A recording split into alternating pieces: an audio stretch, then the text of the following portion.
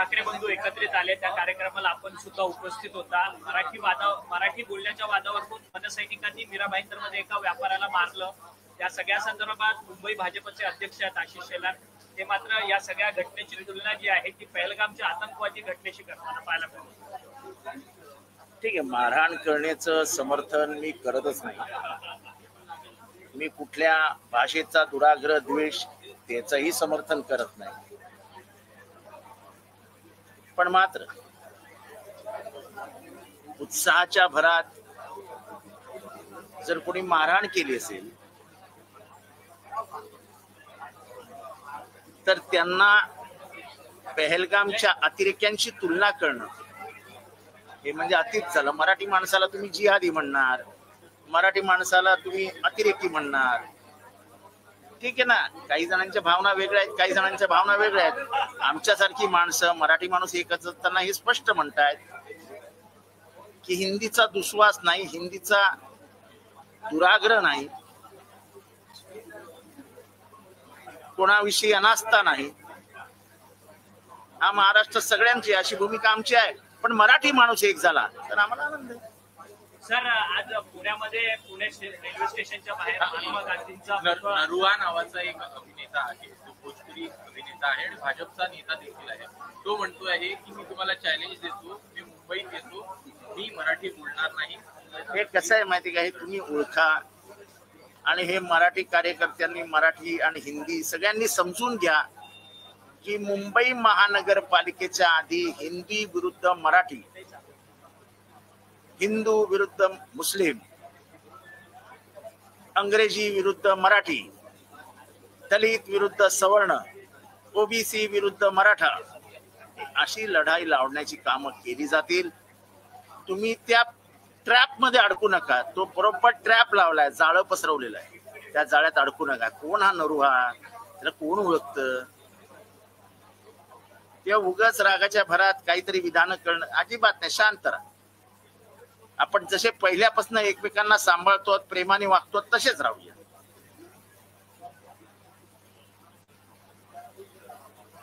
Sir, पुण्यामध्ये Pune railway स्टेशनच्या बाहेर महात्मा गांधींचा पुतळा आहे। त्या महात्मा गांधींच्या पुतळ्यावर सूरज शुक्ला नावाचा एक व्यक्ती जो आहे तो भगवा कुर्ता घालून चढतो आणि कोयत्याने वार करतो। या गोष्टीकडे कसं पाहताय? ही मानसिक विकृती आहे। नथुरामाचं पूजन करणाऱ्या लोकांची संस्कृती आज म्हणजे संस्कार आणि संस्कृती महाराष्ट्रात देशात दिसतच असते।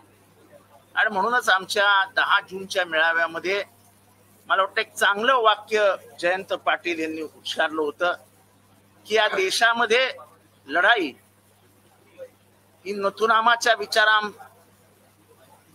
आणि तुकारामाचे विचार यांच्याशी, म्हणजे तुकाराम एका बाजूला आणि नथुराम एका बाजूला। आपण तुकारामाचे वंशज आहोत, नथुरामाचे वंशज काय करायचे ते करतील, पिल्लावळ येते ते मुद्दामून करणार वातावरण खराब करण्यासाठी। महाराष्ट्रामध्ये शांततेचं वातावरण ज्यांना नको आहे ते ही भाषा, प्रांत, जात, तर महात्मा गांधी त्यांच्यावरती कोयत्याने वार करणं म्हणजे जगाला काय संदेश देतो?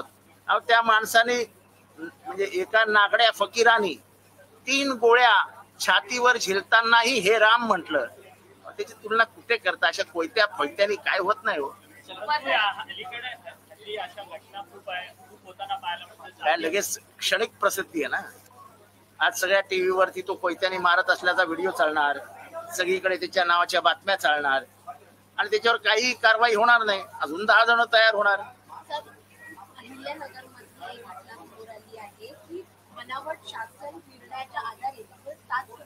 म्हणजे पीडब्ल्यूडीचा GR कोटा काढून कामं केली जातात, हे म्हणजे हास्यास्पद आहे।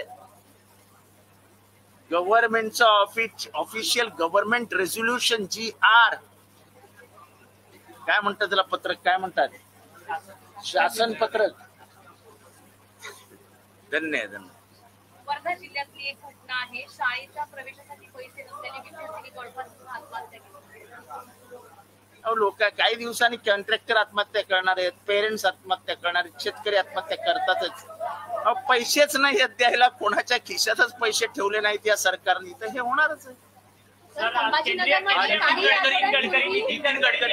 गडकरींचं म्हणणं आहे ही देशातली संपत्ती जी आहे ती त्याचं केंद्रीकरण होत आहे, त्याचं ते विकेंद्रीकरण फक्त एवढंच म्हणाले नाहीत.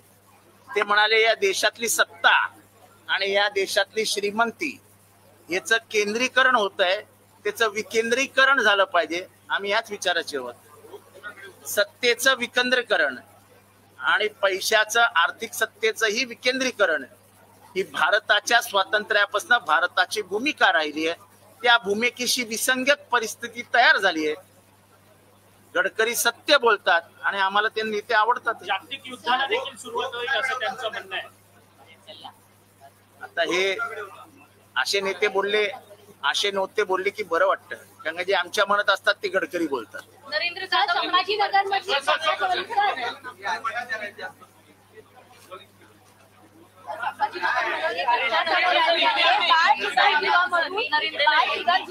ज्या मुली अरे बाबा तिला पाहिजे. चला या. अरे कॉमन माइंड ये ना.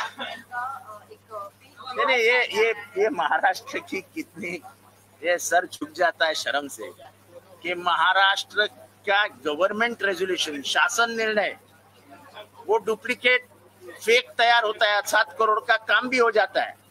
ये मान्य करने के लिए कलेक्टर का हुक्म लगता है, पीडब्ल्यूडी के अधिकारियों का हुक्म लगता है. सब हुक्म देते हैं और बाद में पता चलता है कि ये जीआरई झूठा है. सलाम है उन चोरों को, सलाम है. देखो ये भारत में ये सब चलता नहीं है. किसी ने उस जमाने में अरे जिस नंगे फकीर ने तुम्हारी गोलियां खाई है, अब तुम उसको कोयता क्या मारोगे. जाइए वो पार्लियामेंट के सदस्य जो भारत का दौरा, भारत के विचार लेके बाहर देश में गए थे, जिस देश में वो गए थे उनसे पूछिए कि सबसे ज्यादा सम्मानित किसको किया जाता है. आप किसके पुतले पे जाके नतमस्तक हुए थे. सभी पार्टियों के सांसद गए थे. एक ही नाम था, मोहनदास करमचंद गांधी, महात्मा गांधी.